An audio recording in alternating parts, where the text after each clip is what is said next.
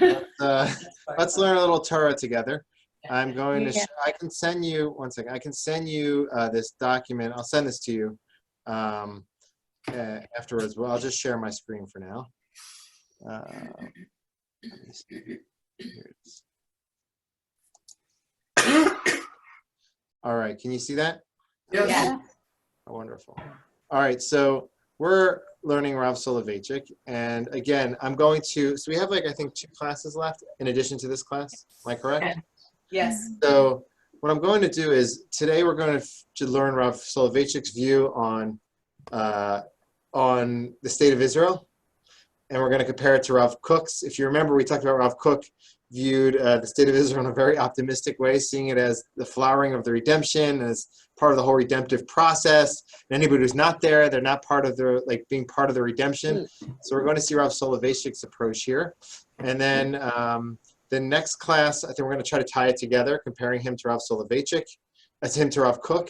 And then the last class, we're going to do an overview of the material that we reviewed and try to put all the pieces together. And I'll offer like a chart. We're going to do Rav Rambam, Rav Yehuda Levi, Rav Kook, and Rav Soloveitchik. We got through 4 out of 8. So there's stuff there. I mean, you could. I took a full course on each of these for a full year. And Maimonides, you can teach a full course on one topic in Maimonides. So getting through 4 out of 8 and getting a taste of what they've taught is a good accomplishment, I think. So here's the first. This is the first. Actually, this source sheet has 3 pages earlier, but this is like some really interesting stuff, actually. I don't know. I would like to review this with you too, actually. I'm going to do this with you. All right, this is good. This is like really good stuff. Okay, so we talked about last week. So far, the non-muting has been working out pretty well. I feel like you can hear each other, right? Or hear me at least. Yeah. So we'll keep it like this unless it gets like too loud or whatever. So we talked about last week. If anybody did not get the recording, let me know. I put it on my YouTube channel, and it's basically just like I cut and pasted just like the 25-minute piece that I talked in which I talk. So I can send that to you. In that piece, I'll send it to you again this week. In that piece, we talked about the difference between fate and destiny.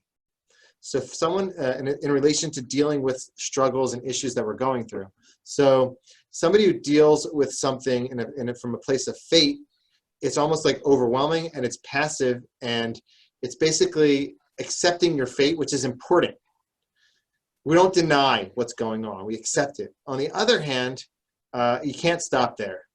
And I always felt when I came to Judaism, I came from a place more of destiny, which is the second aspect, which is making positive or finding a positive direction within the fate. Doesn't mean you're going to fix it or solve it. There's evil in the world. It's real. But what do I do with it now?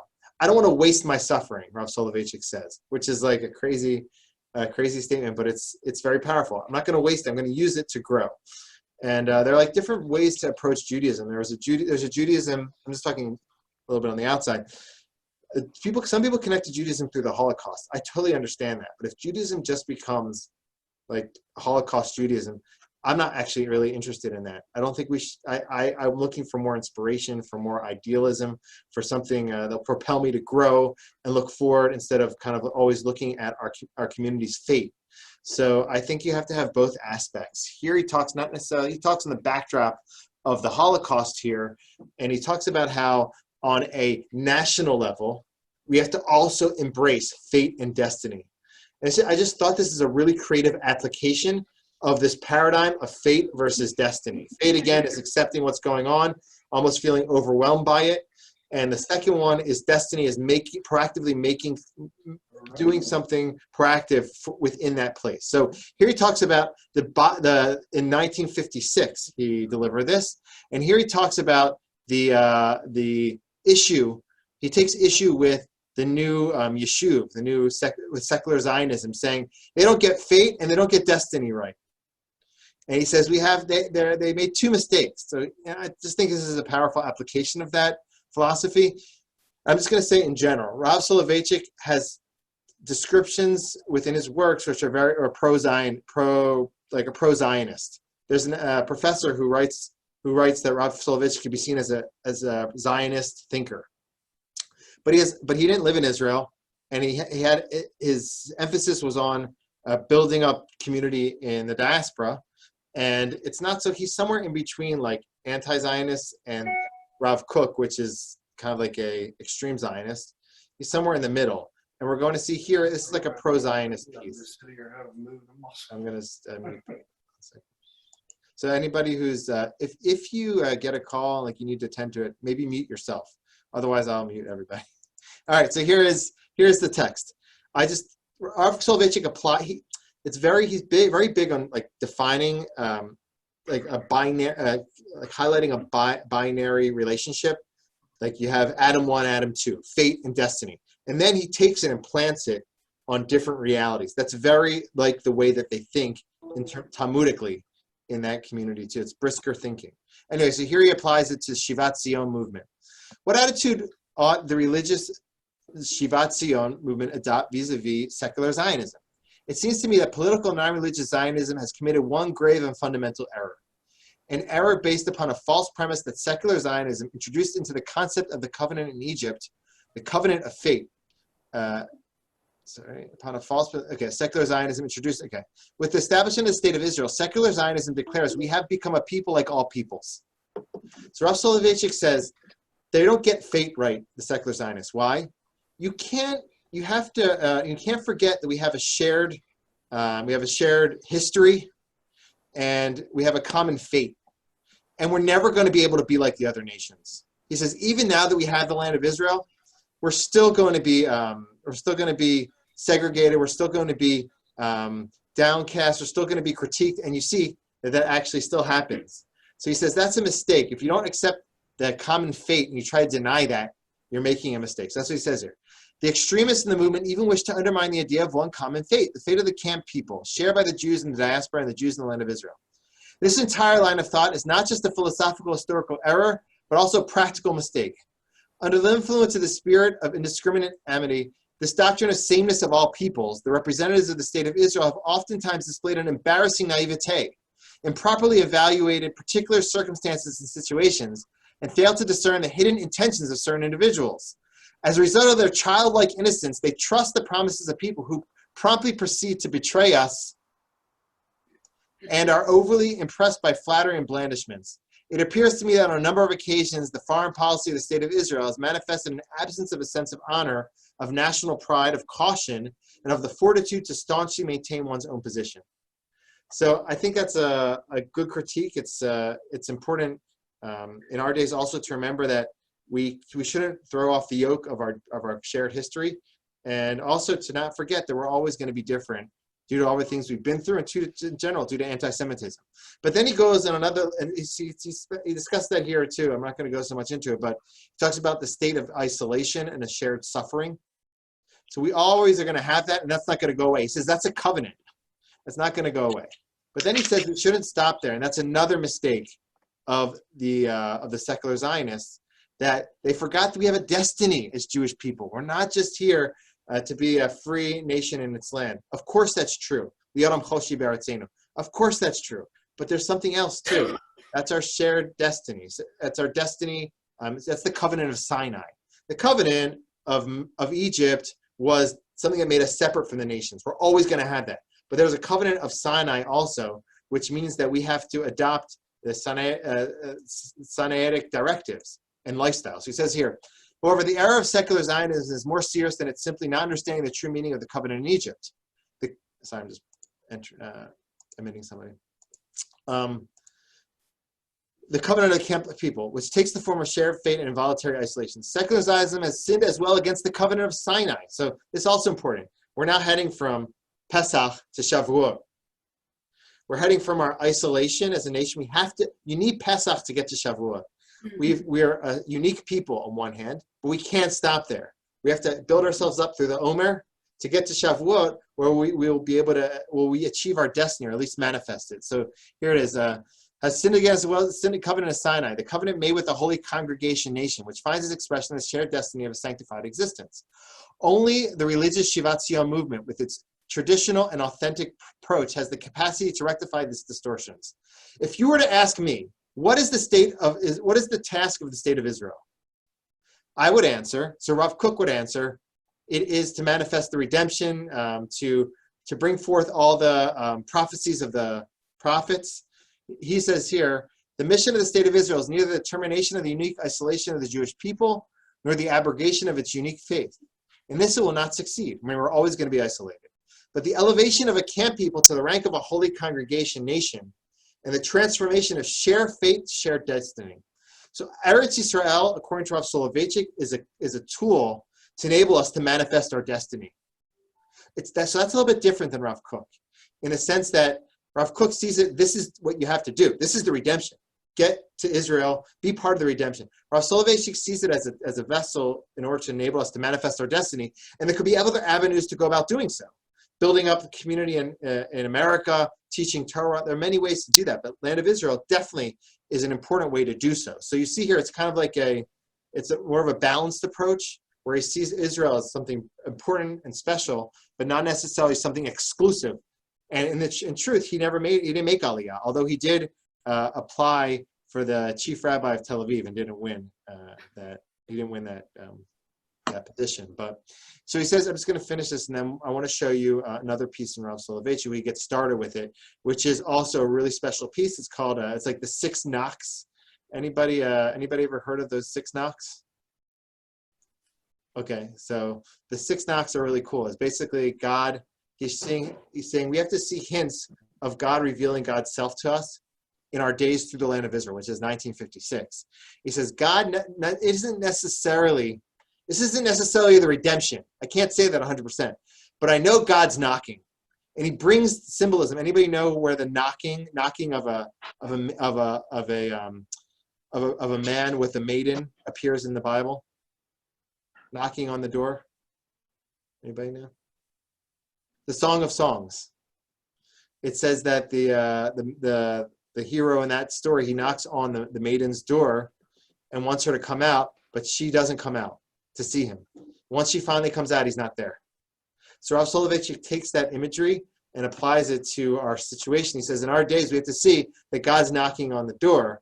We have to do what we have to do to support those people in the land of Israel. So he's not necessarily saying it's the redemption, but he's going to bring 6 knocks that show that we definitely are in a unique time. So I want to show them to you in a moment. But before we get to that, I just want to go over the end of this. Okay. Just find it good here. Okay, here he says here, our sense of unity with Knesset Israel, according to the authentic view of Judaism, must remain incomplete as long as it derives from the covenant of faith made with a camp people living in existence of a compulsion, a covenant to which we are bound by external constraints. It can be complete only if it derives from the covenant made with a holy congregation nation, from the covenant of shared destiny. An existence of fate cannot satisfy man. That's really powerful, I think. And he goes on to say here something I really connect to. He says here, sorry, a second. On the contrary, it only inflicts pain upon him. The sense of isolation is highly destructive. It can crush man, both body and spirit, can paralyze his faculties, can stop up the flowing wellspring of personal creativity. In particular, this sense weighs heavily on man because isolation per se lacks meaning and purpose.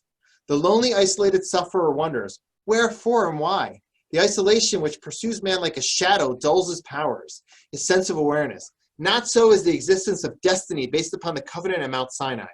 Through this covenant, the people, a concept signifying subjection to the decree of an existence of necessity, participation in blind suffering, and the sensation of meaningless isolation becomes transformed into a holy nation and attains the exalted rank of an ethico-religious congregation. From the depths of the consciousness of destiny, a person can draw vigor and strength, creative powers, and the bliss of a renewed, free, and vibrant existence. So I read that whole piece to you for a few reasons. Number one, I think there's a certain critique here of a Judaism which only focuses on like the negative. It could be, you could see that in multiple ways. One, it's like what I depicted as like a Holocaust Judaism, where it's like, oh, the Jewish people. I agree. We have to connect to our shared faith, but you can't stop there. You have to have destiny too. But also, this also relates to a certain like Judaism which can be crippling. It's a Judaism out of fear. He doesn't promote that either. We should be inspired by our Judaism and feel like it's we have a certain destiny when we're engaged in it. But there was another piece which I thought was really powerful. Oh, this is the piece why I put 2 stars here. If you ever look through my notes, I have different ways to give myself signs. 2 stars are important. If there's a check with a circle, then it's like especially important. So here I had a check with the circle. Anyway, okay. So there's a system. Anyway, so I think this is important, especially for our days. Okay, someone can get stuck in things, and I'm just gonna I've heard a lot of people say this to me. Things suck right now. I had somebody texting me yesterday like, I have nothing to do. And someone said like, I just want to die, as a joke. But like, you can really get stuck and really depressed. The sense of isolation is highly destructive. I think this is like really informative and instructive for us. You can get stuck in the fate. We all share a common fate, not just us, all of Am Yisrael in the whole world. We're all stuck in our houses. It can be horrible if you focus on it all the time. Of course, don't deny it. It's real, and people are suffering even worse than us, much worse, outside who are going through this. But if we stay stuck there, then that's crippling, and that's not what Rav Soloveitchik is telling us to do. We have to move from fate to destiny. Destiny means trying to own the situation, make the best out of it, find ways to grow, find vigor, strength, creative powers, renewed, free, and vibrant existence. It's a combination. You're never going to be able to remove yourself from the covenant of fate. This is real. It's things that go on. But it's important to try to transition to a covenant of destiny and find what inspires you, what you connect to, and try to grow from this experience. I wrote in my Pirkei Avot today on the ceremony for the mourners.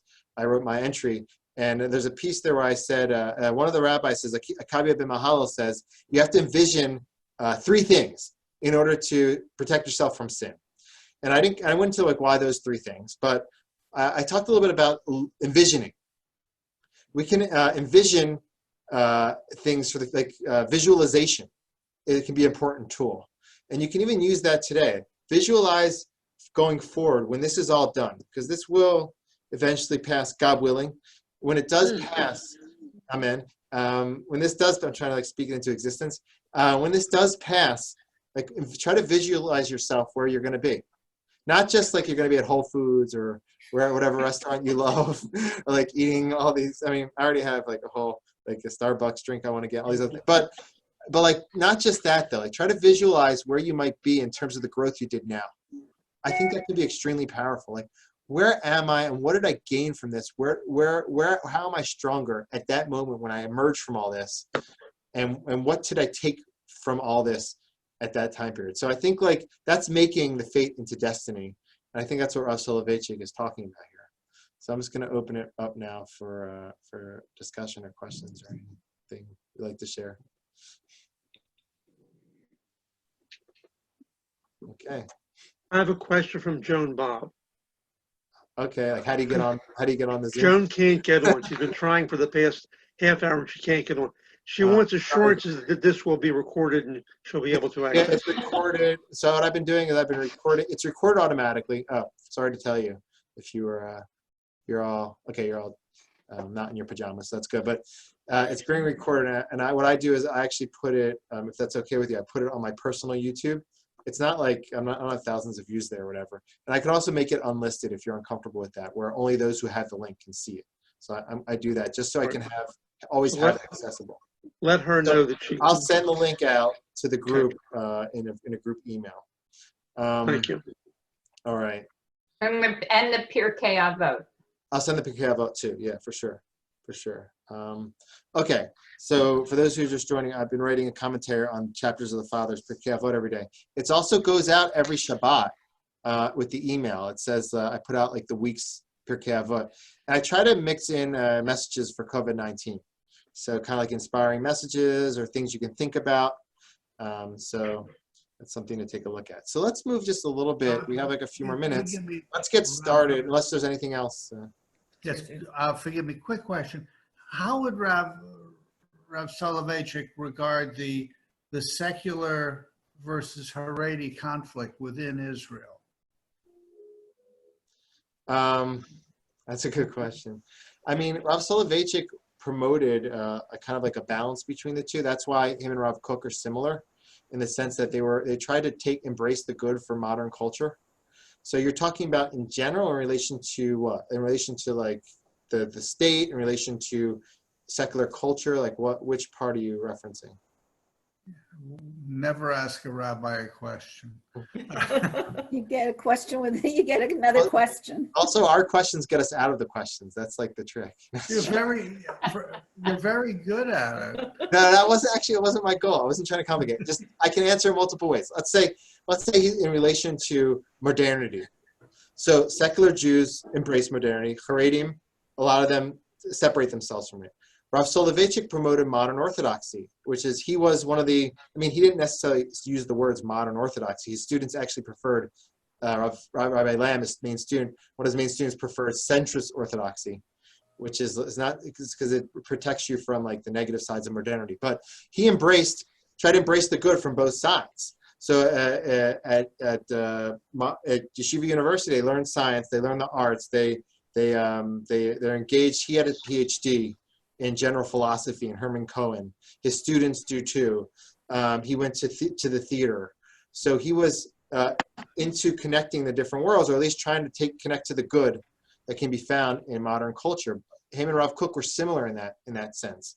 Although Rav Kook tried to find like the spirituality in everything, like the secular Zionists, they're part of the redemption.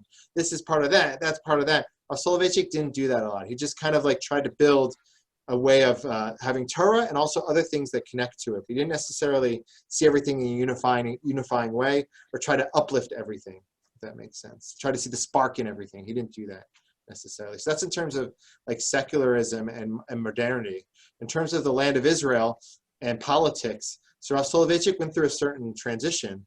He was once like with a more anti-Zionist group, and he transitioned to the Mizrahi. At a certain point, he writes about it. But he, again, we're going to see, I'll show that to you, and maybe with that we'll conclude. He found himself somewhere in between Haredim and Rav Kook. And he says it in this entry that I actually have included in the source sheet, where Haredim, well, they'll be like, a lot of them in his time were anti-Zionist. Rav Kook's students are like Messianics, not saying in a negative way.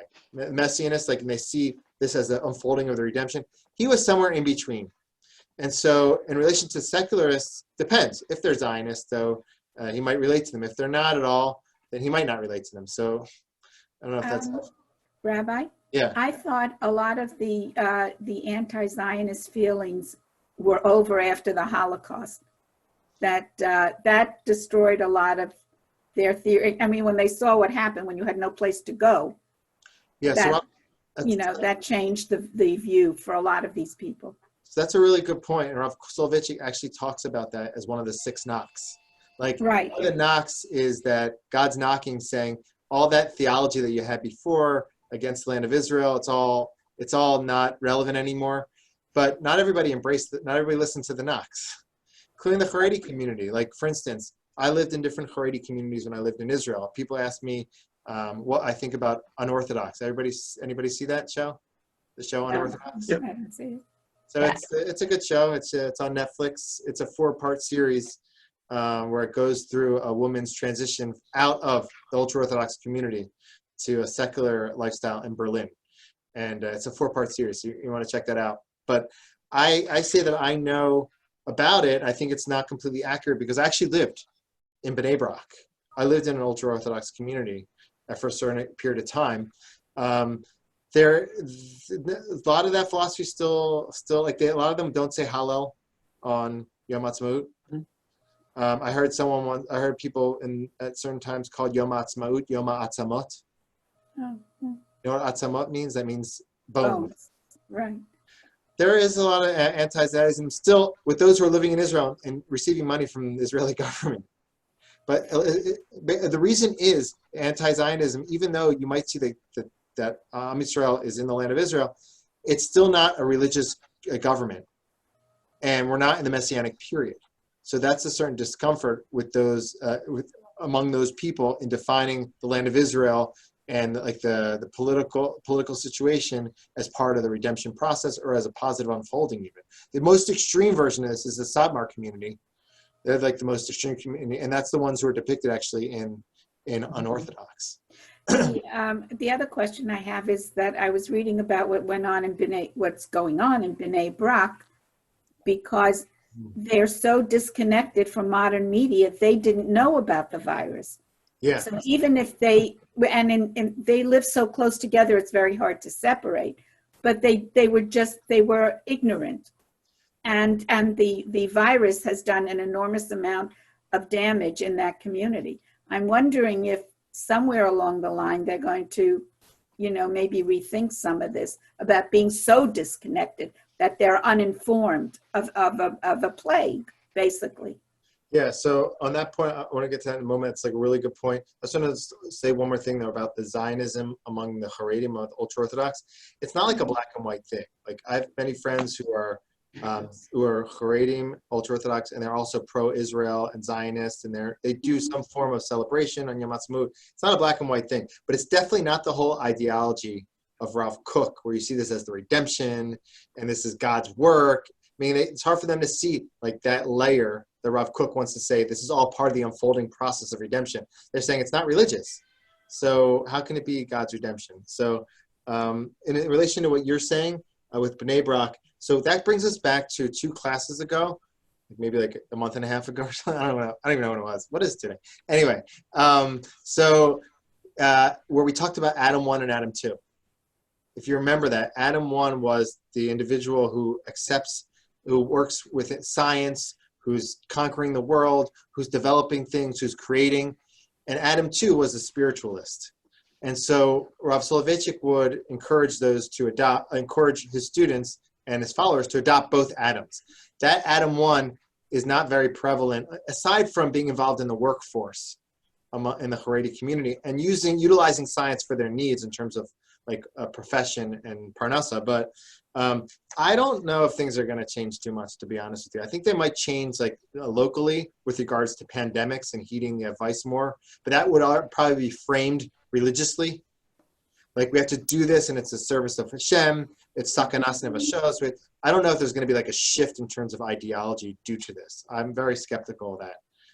I don't think that there's going to be a huge ideological shift. That's my opinion. But there's actually, if you're interested, two colleagues of mine around my age, but they're both very knowledgeable. They had a discussion on this, like in the future of, at least the future of modern Orthodoxy and Judaism after COVID-19. They did like a conversation on this on Facebook. I can find that link if you want. One of them, he went to Yale. He's like a very intelligent guy. He was the editor at Lair House, if you know that website. So I can forward you that link. I didn't listen to it, but I always like hearing both of them. One of them is like very creative thinker and like interesting guy. And so I'm sure it was like a really interesting discussion. It started from a discussion that they had on a Facebook thread. And then they were like, we should just make an event out of this. So I can forward you that link. I can't guarantee that it's like they say smart things, but I'm sure they will. So I just want to show you really quickly, and then we'll get going. I just want to show you this last source, which kind of touches on what you talked about, what we talked about here, the Haredim versus Rav Kook. And so he says here, this is a source. This is from this book, which is a good summary of Rav Soloveitchik's writing. He has 3 chapters on fate and destiny. He has a chapter on Adam 1, Adam 2. It's like a clear book. So if you're interested in that, I can link to that too in the email. So he says here, so I'm just taking a look here just at this source, and then we'll be on our way. It says, I agree with you that there's a third halachic approach which is neither parallel to the position of those whose eyes are shut, meaning he views them as the Haredim, and reject the significance of the state, nor the belief of those dreamers, which is Rav Kook's students, who adopt a completely positive stance to the point where they identified the state with the fulfillment of the highest goal of our historical and meta-historical destiny. This third approach, which is Rav Soloveitchik's approach, which is the normative one in all areas, I would allow myself to guess, would be positively inclined toward the state, would express gratitude for its establishment out of a sense of love and devotion, but would not attach to it excessive value to the point of its glorification and deification. Okay, so this is an important, like a middle stance, where he's saying Eretz Yisrael is good. It's a positive thing. It's a place where we can grow spiritually. There's a lot of wonderful things going there, but it's not necessarily God's unfolding of redemption and all the other attributes that Rav Kook described, through which Rav Kook described Eretz Yisrael and the situation that we're in. So I just want to just summarize what we talked about and where we're going to go. So Rav Soloveitchik here, there's a few pieces where he's different than Rav Kook. Rav Kook oftentimes saw things as completely positive.